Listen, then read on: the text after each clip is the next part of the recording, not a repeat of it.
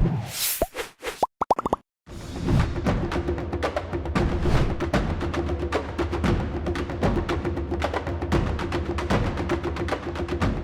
Onsu kembali geram dengan tingkah netizen yang lagi-lagi mengusik kehidupan anak-anaknya. Belum usai urusan masalah dengan netizen yang menghina putranya Bertrand Peto beberapa waktu lalu, kini masalah tersebut kembali terulang.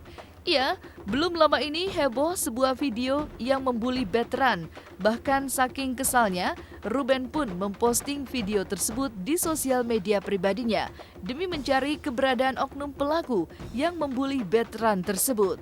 Dapat dari fans sebenarnya, dapat dari fans.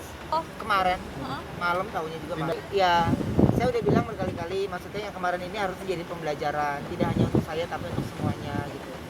Sebelum lo menghina orang lain, introspeksi dulu. Gua aja kadang teman-teman kayak lo semua pada minta komentar ini gua nggak mau karena gue tidak bisa, gue tidak pantas untuk mengomentari orang lain gitu. Jadi buat gue, lah ini kata-kata ini masih dengan kata-kata yang sama.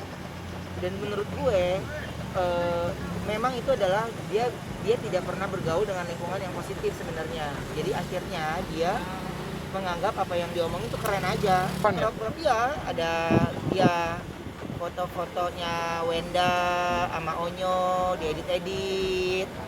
Terus kemarin ada waktu di Kakak Beradi Podcast yang Onyo ngebelain ibunya karena ibunya lagi ikutan itu, terus dia nolongin, katanya tangannya begini, aduh otaknya mah ini harusnya kan kayak gue sapu. lagi. Dan ini akan jadi pembelajaran banget sih gitu ya buat saya, terutama anak-anak yang memang diadopsi atau apapun. Saya rasa pilihan hidup mas, siapapun kita tidak pernah bisa memilih kita lahir dari mana, dengan siapa. Kita tidak bisa memilih orang tua kita siapa, tidak bisa memilih gitu.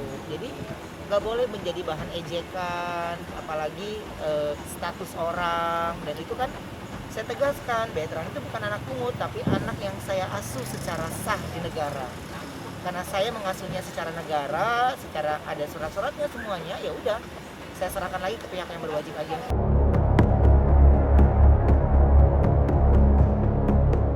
Keseriusan Ruben menemukan pelaku yang menghina putranya kali ini tak bisa dipandang biasa saja.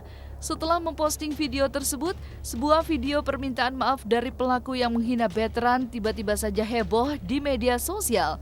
Pelaku mengakui kesalahannya dan mengutarakan permintaan maaf kepada Ruben dan keluarga. Walaupun begitu, benarkah Ruben kali ini menutup pintu maafnya untuk pelaku yang telah menghina putranya itu? Iya, minta maaf sama Tuhan aja lah. Yang waktu itu juga gue laporin. Udah gue bilang, gue mah udah kagak ada ampun dah, udah sikat-sikat aja. Nggak tahu ya kalau dia datang juga gue nggak pusing. Nanti ketemu di kantor polisi aja. Tahu dia. Dia 100% nih kok ya? 100% udah oke, tinggal deg-degannya aja. Siap. Kalau lu bilang, kenapa ada yang ngomong, kenapa di-upload kan kasihan juga. Nah lu mikir nggak anak gue kasihan nggak? Gitu, ya. Jadi kalau nggak mau disenggol jangan nyenggol orang. Soalnya mereka itu ada circle-nya. Ada itunya, ada grup-grupnya. Jadi memang mereka sengaja ngebangun grup itu, mereka sengaja bikin akun WhatsApp itu memang membencinya Bertrand. Jadi saya udah ikut track di dalamnya itu, udah track di dalamnya satu persatu si pemilik nomornya dan tempat tinggalnya saya udah tahu di mana.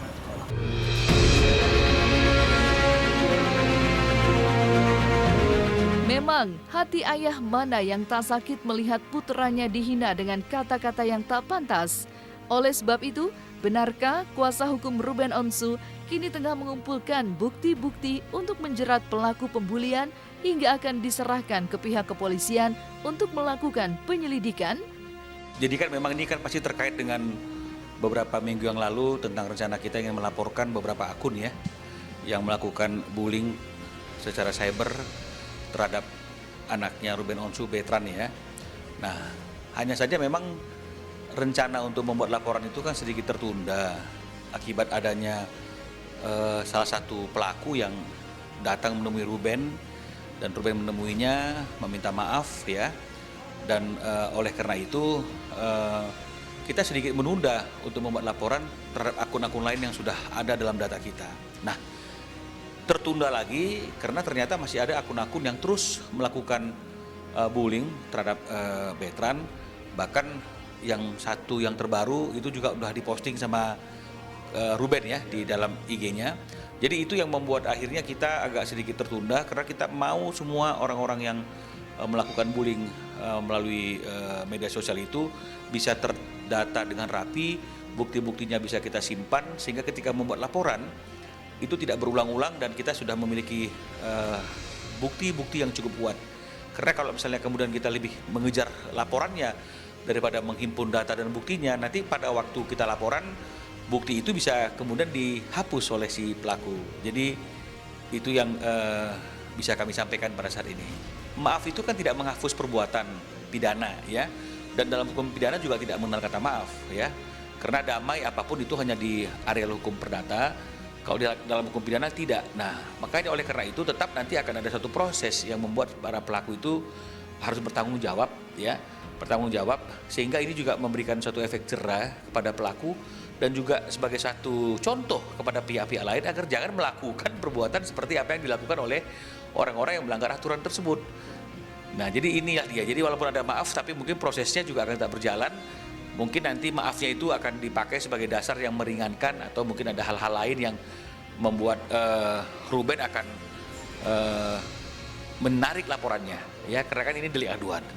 Tapi paling tidak ada satu proses lah yang memberikan suatu pembelajaran yang cukup berharga sehingga suatu saat pelaku-pelaku tidak akan mengulangi hal-hal yang tidak baik itu. Nah, jadi kan ini kan ada yang WhatsApp group tentang pornografi, ada penghinaan, ada macam-macam ya. Jadi mungkin pasalnya kalau kita lihat dari Undang-Undang Informasi Transaksi Elektronik itu bisa dijerat di pasal 27, ada ayat 1-nya, ada ayat 2-nya, ada ayat 3-nya, juntunya pasal 45 dan pasal yang lainnya yang ancamannya itu antara 4 sampai 12 tahun tergantung perbuatan dan kejahatan yang mereka lakukan. Saya tidak menganggap ini sebuah masalah buat saya, ini enggak. Jadi kalau dia juga bilang karena dia disuruh ini sini, terserah. Buat saya apapun itu, lu mau disuruh sama teman lu nyebur jurang, lu mau ngejalanin? Ya. Lu suruh sama teman lu makan batu, lu mau? Kan enggak ya.